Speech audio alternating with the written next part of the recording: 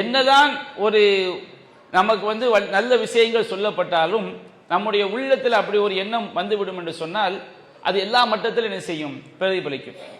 நம்முடைய பிள்ளை ஒரு தொழாதவனாக இருந்தால் கூட நமக்கு என்ன ஏற்படும், அவனே அவ்வளவு பெரிய பயான் பேசுறான், அவனுடைய பிள்ளை தொழவா செய்கிறான், நம்ம பிள்ளை கொஞ்சம் சினிமா பார்க்கட்டும், கொஞ்சம் நம்ம என்ன செய்வோம், படிப்புல கவனம் செலுத்துவோம். இது போன்ற எண்ணங்கள் எல்லா மட்டத்திலும் வரும்.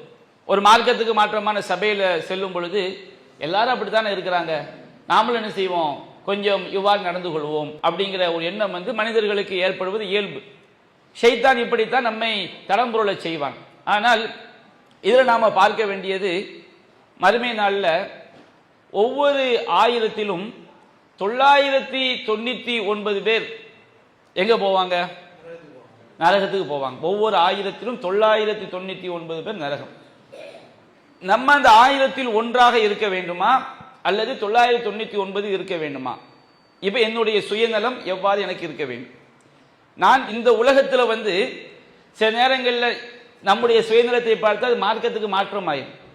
ஆனால் மறுமை விஷயத்தில் நாம் நம்முடைய சுயநலத்தை மட்டும் தான் பார்க்க வேண்டும். ஜமாத்தே மார்க்கத்துக்காகத்தான். ஆனால் நீங்கள் ஜமாத்தில் உறுப்பினராக இல்லாவிட்டாலும் நிர்வாகியாக இல்லாவிட்டாலும் மூமின் என்பதை விட்டு வெளியே போக முடியுமா? முஸ்லிம் என்பதை விட்டு நம்ம வெளியே போக முடியுமா?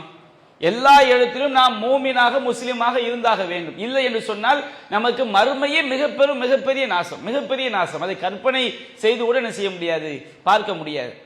அப்ப மறுமையில் நம்முடைய நலத்தை நாம் பாதுகாத்துக் கொள்ள வேண்டும் என்று சொன்னால், நீங்க ஜமாத்துல நீங்க நிர்வாகியா இருந்தாலும் சரி இல்லாவிட்டாலும் சரி, உறுப்பினராக இருந்தாலும் சரி இல்லாவிட்டாலும் சரி, ஒரு மூமினுக்கு என்ன கடமையோ அதை நாம் விட்டுவிடக் கூடாது. அப்ப அன்பிற்குரிய சகோதரர்களே, பொதுவாக நம்முடைய மார்க்கத்தை பொறுத்த வரைக்கும் நாம் எல்லா விஷயத்திலும் நம்முடைய சுயநலனை மட்டும் நீங்கள் முற்படுத்துங்கள். மறுமை விஷயத்தில் மற்றவர்களுக்காக வாழ வேண்டும் என்று மற்றவர்களுக்காக நீங்கள் எதை சொன்னாலும், நாம இஹ்லாஸ் இல்லாமல் ஒரு நற்காரியத்தை செய்தால் நிச்சயமாக அதுக்கு அல்லாஹ்ட்ட இந்த உலகிலும் கூலி கிடைக்காது, மறுமையிலும் கூலி கிடைக்காது.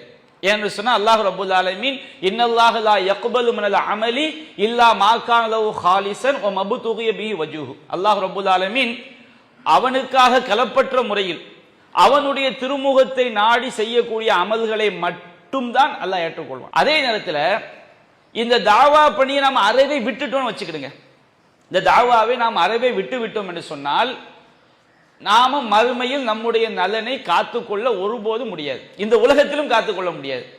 இந்த உலகத்தில் நம்முடைய நலனை காத்துக்கொள்ள முடியாது, மறுமையில் நம்முடைய நலனை நாம் காத்துக்கொள்ள முடியாது. இதற்கு